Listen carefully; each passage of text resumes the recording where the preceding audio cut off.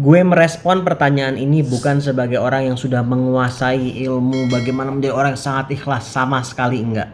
Gue merespon pertanyaan ini sebagai orang yang masih sedang belajar, yang masih sangat butuh belajar, dan gue sedang belajar. Gue ada banyak pembelajaran yang siapa tahu salah satu pembelajaran ini bermanfaat terkait pertanyaan yang lo tanyakan.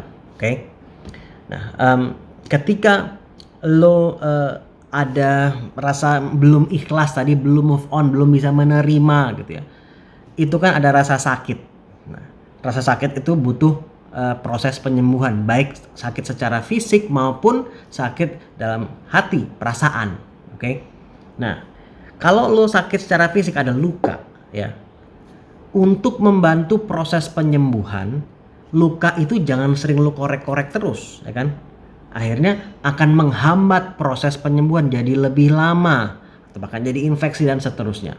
Jadi ini yang pertama menurut gue, selama proses penyembuhan dalam arti mengikhlaskan, jangan lu terus-menerus lu ikutin terus, misalnya stalking kayak atau apa, itu tahan diri untuk melakukan itu sehingga tidak memperkeruh atau tidak buat korengan, itu tambah lama tambah luka, itu si luka tadi, itu dalam hal ini luka dalam perasaan tadi, luka perasaan itu yang juga perlu ditahan. Yang kedua menurut gue adalah secara umum meningkatkan kemampuan kita untuk mengikhlaskan sesuatu. Jadi nggak hanya dalam konteks situasi pertanyaan lo ini aja sebetulnya.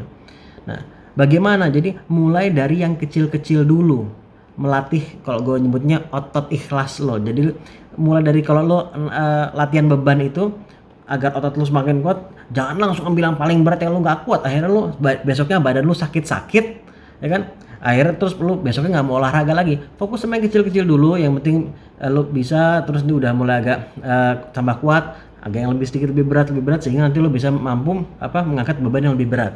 Nah, jadi saat ini fokusnya jangan langsung untuk menyembuhkan sama luka yang besar ini, tapi fokus untuk meningkatkan kemampuan lo mengikhlaskan hal-hal lain juga ya, dari yang ringan-ringan dulu. Nah, yang gue ingat diajarkan oleh almarhum Syekh Ali Jaber untuk membantu kita meningkatkan keikhlasan kita adalah lakukan perbuatan-perbuatan baik kepada orang lain ya, dimana bahkan orang itu tidak tahu. Jadi hanya lo dan Allah yang tahu bahwa lo yang berbuat kebaikan itu. Itu salah satu latihan yang insya Allah akan membantu kita untuk meningkatkan kemampuan kita dalam mengikhlaskan sesuatu ya.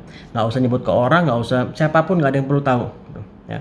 Dan juga sering-sering juga menurut gue ya, terkadang saat kita melakukan itu pun kadang masih ada godaan, kalau menurut gue godaan setan yang membuat kita merasa sombong tuh, gila gue nggak ada yang tahu nih gue melakukan itu. Hati-hati juga. Jadi lakukan yang tadi, latihan tadi, dan juga sering-sering beristighfar juga menurut gue, agar membantu kita untuk meredam seandainya ada kesombongan-sombongan yang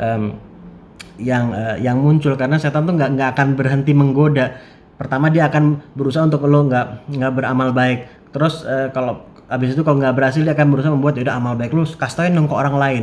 Kalau nggak berhasil juga lo melakukan, nggak ada orang lain yang tahu, terus dihadirkan ego, kesombongan, gila lu hebat banget, lu orang yang ikhlas banget. Itu pun juga perlu diredam. Tapi memang ini menurut gue adalah perjuangan seumur hidup ya. Tapi mudah-mudahan apa yang gue sampaikan ini bermanfaat, dan ketika lo semakin kuat tadi otot ikhlas lo, mudah-mudahan itu dapat membantu lo untuk nantinya mengikhlaskan hal-hal yang lebih besar seperti yang pernah tanyakan tadi. Mudah-mudahan bermanfaat.